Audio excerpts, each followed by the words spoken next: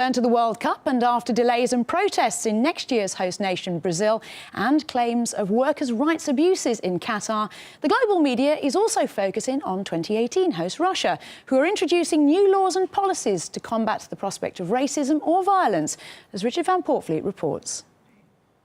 Last month, Spartak Moscow's Champions League defeat to Manchester City at the Himki Arena was marred by claims of racist abuse, reported by City's Ivory Coast international Yaya Toure. The game wasn't stopped. No public announcement to halt the chanting was made. And CSKA's board later denied anything serious had happened. 2 weeks later, Spartak Moscow also dismissed the issue after some of their fans travelled to second-tier Shinnik for a cup tie, unveiled a banner bearing a Nazi swastika and clashed with riot police. Despite the denials, both clubs were found guilty of failing to control their fans and given penalties of playing matches behind closed doors.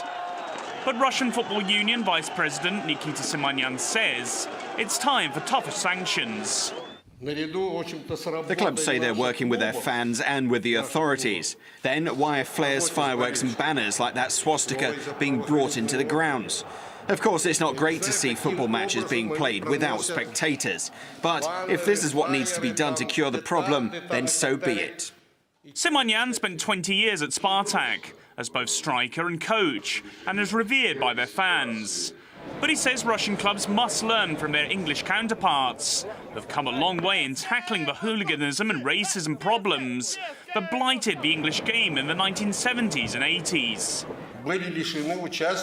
English clubs were banned for 5 years from competing in Europe. Tough measures were introduced by Margaret Thatcher.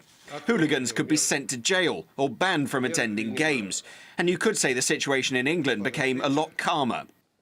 Former Manchester United winger Andrei Kanchelskis has played in England and across Eastern Europe, and he believes Russia's image could be irreversibly tarnished if action isn't taken well before the World Cup. We need some more concentration, more security before the game and during the game and after the game. This is important. It's important because we play in the Champions World Cup and here in Moscow, and not in Moscow, in some another city, in St. Petersburg. In Moscow, we need some more concentration and more organization. And while individual fans are getting away with bad behaviour, the under-fire clubs are suffering financially. We have lost $1.4 million from having to play 2 matches behind closed doors.